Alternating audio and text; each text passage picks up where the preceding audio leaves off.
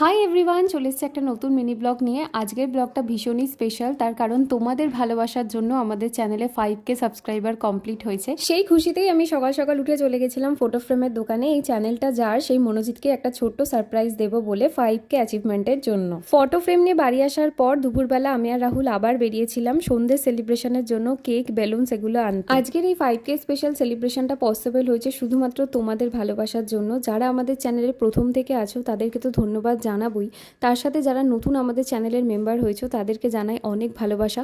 যদিও এখনো অনেক পথ চলা বাকি, তাই প্লিজ আমাদের সাথে থেকো, আমাদের পাশে থেকো। 5K, 5K! Happy 5K!